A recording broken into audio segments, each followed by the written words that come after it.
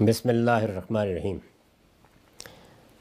قال حارثۃ بن وہب الخزاعی سمعت النبی صلی اللہ علیہ وسلم یقول الا اخبرکم باہل الجنہ قلنا بلا قال کل ضعیف متضاعف لو اقسم علی اللہ لا برا۔ اس روایت کا متن اصلاً صحیح بخاری رقم 4562 سے لیا گیا ہے، 4562۔ حارث بن وہب کی روایت ہے۔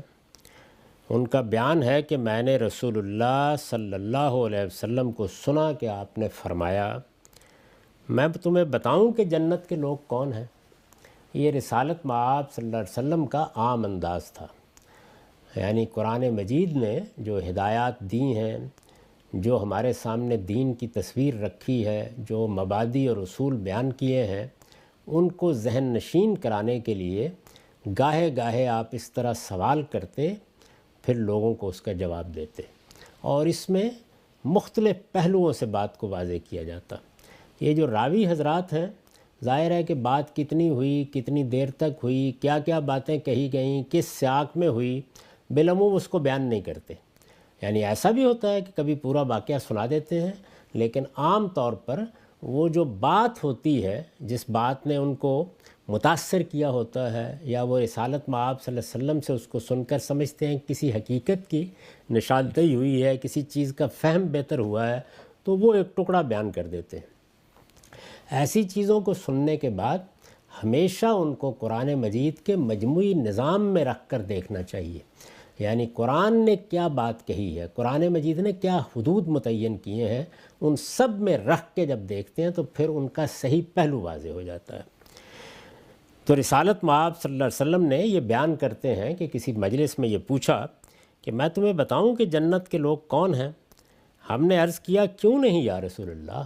ظاہر ہے کہ صحابہ کا یہی طریقہ تھا، اللہ کا رسول سامنے موجود ہو، وہ کوئی ہدایت دینا چاہے، کوئی بات بتانا چاہے، تو ہر شخص ایسے ہی پوچھے گا۔ تو وہ پوچھتے تھے اور یہ کہتے تھے کہ آپ بتائیں، ضرور بتائیں۔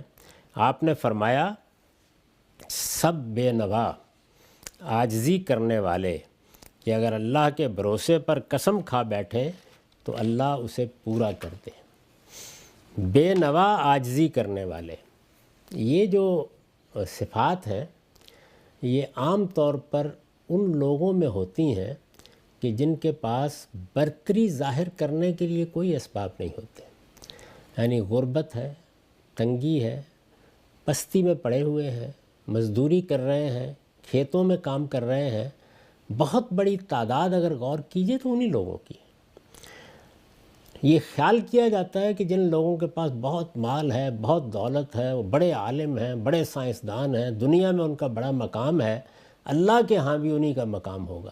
یہ وہ غلط فہمی ہے جس کا خود قریش نے اظہار کیا ہے قرآن مجید میں، کہ جب اللہ تعالیٰ نے اس دنیا میں برتری ہمیں دی ہے تو قیامت میں یہ ترتیب الٹ کیوں جائے گی۔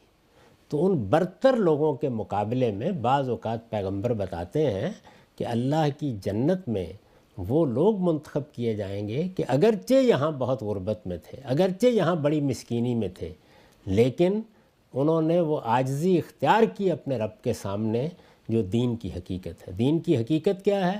خشیت، عاجزی، تواضع۔ کس کے سامنے؟ اپنے پروردگار کے سامنے۔ دنیا کے لوگوں کے سامنے تو ظاہر ہے کہ انسان اپنی آنکھیں اونچی رکھتا ہے، لیکن اپنی پیشانی اپنے خدا کے سامنے ڈالے رہے۔ اس کا ہرگز یہ مطلب نہیں ہوتا کہ دولت کو کنڈیم کرنا مقصود ہے، یا کسی انسان کے اقتدار کی مذمت کرنا مقصود ہے، یا علم میں کوئی برتری نہیں ہے۔ وہ ساری چیزیں اللہ کی نعمتیں ہیں۔ قرآن مجید یہ بتاتا ہے کہ دولت خیر ہے، فضل الہی ہے، اللہ کی نعمت ہے، نہیں اس کے نتیجے میں جو تفوق، برتری، دوسروں کی تحقیر کے جذبات پیدا ہوتے ہیں، یہ اس کے مقابل میں بتایا جا رہا ہے کہ کل ضعیف متضاعف، یعنی عاجزی کرنے والے بے نوا، ان کے پاس کچھ نہیں ہے، اللہ کے سامنے عاجز بندوں کی حیثیت سے کھڑے ہوتے ہیں، اور اللہ پر ایسا اعتماد رکھتے ہیں، اللہ پر ایسا بھروسہ رکھتے ہیں، اللہ سے ایسا تعلق رکھتے ہیں کہ اللہ اس تعلق کی لاج رکھتا ہے، اگر کہیں قسم کھا بیٹھیں تو اللہ اسے پورا کر دیتا ہے۔ یہ ان کے اوپر دنیا میں بھی اس کا احسان ہوتا ہے۔ اس پر میں نے لکھا ہے یہ اللہ تعالیٰ کے ساتھ ان کے تعلق کی تعبیر ہے۔ مدعا یہ ہے کہ بظاہر بے نوا ہے، بظاہر بے نوا اور مساکین نظر آتے ہیں، لیکن اپنے پروردگار کے ساتھ اس درجہ محبت اور اعتماد کے رشتے سے جڑے ہوئے ہوتے ہیں۔ تو اس میں ہمیں یہ سبق دیا گیا ہے کہ کسی کو غریب دیکھ کر، کسی کو مسکین دیکھ کر، کسی کو بے نوا دیکھ کر اس ذوم میں مت مبتلا ہوا کرو کہ تمہیں اللہ نے بڑی نعمتیں دی ہیں اور خدم و حشم دیے ہیں اور اقتدار دیا ہے اور دولت دی ہے، تو یہ ہیں کہ جن کو راندہ درگاہ کر دیا ہے۔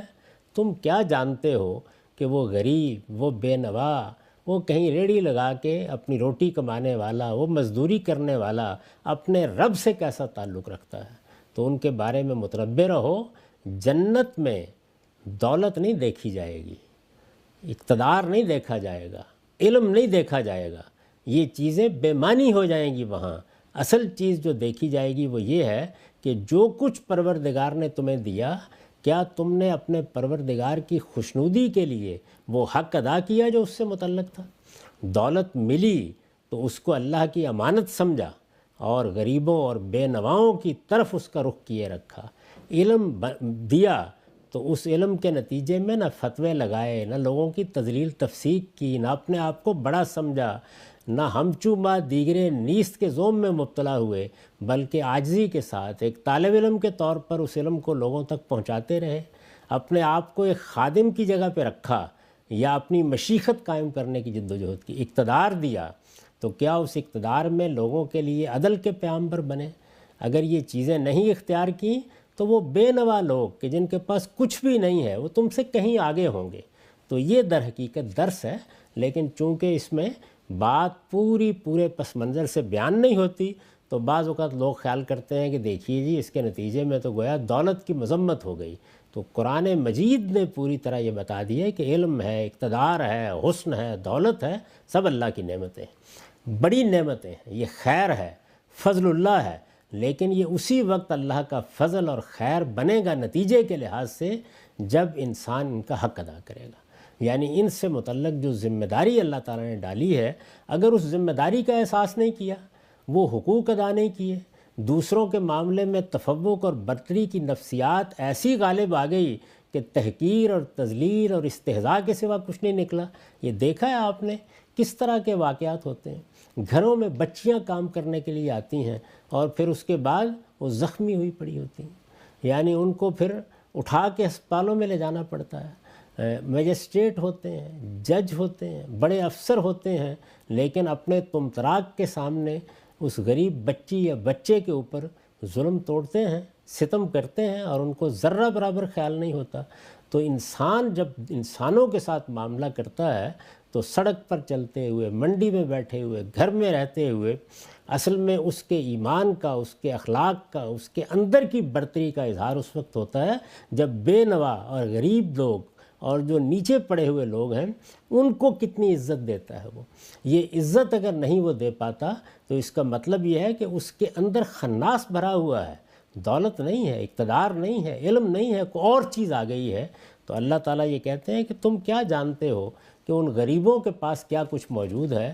اگر وہ میرے ساتھ تعلق رکھنے والے ہیں تو اس دنیا میں بھی وہ قسم کھا لیں تو میں اس کو پورا کر دیتا ہوں، اور قیامت میں بھی جنت کے دروازے ان کے لیے کھلیں گے، لیکن ظاہر ہے اسی وقت کھلیں گے جب انہوں نے اس مصیبت میں، تکلیف میں، پستی میں، تذلیل میں اپنے رب کو یاد رکھا اور اپنے پروردگار کے ساتھ سچا تعلق قائم کیے رکھا۔ وآخر دعوانا الحمدللہ رب العالمین۔